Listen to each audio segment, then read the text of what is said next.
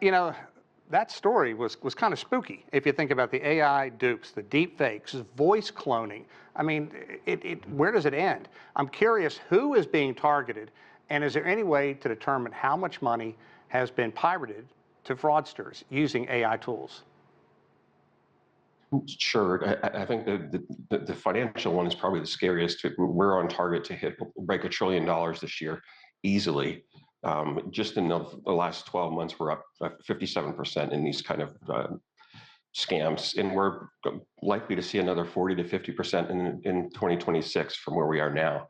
But we're talking about countries where there's a lot of infrastructure for digital, of course, high social media utilization between Gen Z, millennials, even seniors. People overshare their things. They're just they're very comfortable, and the internet hasn't been around that long, but people have gotten very comfortable sharing personal information. Trust in digital communication is probably a little high. Probably the bigger concern, and I'm glad we're talking about this, is there's a lack of awareness of the scams that are going on. People are very busy, they're distracted, they're not necessarily paying attention to this. And digital literacy is really not where it needs to be. Yeah, and look, this has come a long way from getting the email from a prince in an African nation who lost his credit card. These AI scams are happening all over the world. What regions and countries are being impacted the most? It's probably more than we want to think about, but at the top of the list is really the U.S. We've just got a large population. We're highly digital. Europe, Germany, France, they're seeing it. They're seeing probably an excessive amount of phishing and CEO fraud type of activities over there. It varies a little bit by region. East Asia, China, Japan, they had a very large deep fake scam. There's phishing and personalization, things that are going on like that. Australia, Canada, and they're probably seeing more of the romance types of scams that were referred to a little bit ago in this segment. The emerging markets, Latin America, Africa, Southeast Asia, growing threats in lower per person losses as well. It's just getting really, really easy for them. Some of the technologies they're using have evolved, and they're actually using some of these types of tools for like ChatGPT. They're customizing their own versions like that are just making it very difficult to detect things for the average user. Yeah, you would think that the antenna goes up when you get anything that isn't 100% known. But what makes people so vulnerable to these AI scams? What tools are the most commonly used? There's a lot of use of email and increasingly social media, things like professional networks even, where people are reaching out, and they start out innocently and they seem friendly, but very quickly they start to get a little bit too personal.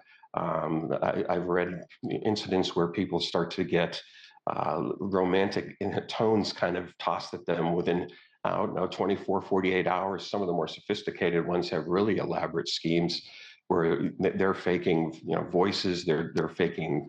In some cases, they're doing the deep fakes, so it's even video. But they're really, really sophisticated, and again, just really difficult for a consumer to detect whether someone's real or not. Yeah. I've actually seen some examples where the videos were faked, and you could only tell when someone actually moved their hand in front of a camera. It's like having a fake background, but even that capability is improving so much right now. It's really almost impossible to detect it. Indeed, Chris. This next one kind of surprised me a bit because according to a recent study by the nonprofit Consumer Reports, many companies behind AI voice cloning tools often used in these impersonation scams are lacking proper safeguards to protect from misuse, abuse, or harm. Right. What kind of safeguards are missing? And that's frustrating if they don't have them out there. Yeah, there's definitely some vulnerabilities out there, and in the things that we really have to pay close attention to is like you said, the voice cloning stuff that's getting really, really prevalent. So we're going to really think about how do you detect it. So you got to really don't trust everything you see. You've got to verify requests. When you're hearing from somebody new, there's a reason that you're kind of wondering why they're reaching out to you. You got to kind of trust your gut. But there's capabilities that are so sophisticated. You got to watch for really subtle things like glitches in your video or audio. Yeah. We're accustomed to attributing that to some kind of a electric shock or something, but urgency and emotion in types of communications that seem urgent like that, there's a reason that they're doing that, but it's not typical. And it's out of character for someone that you probably Yeah. know. Right.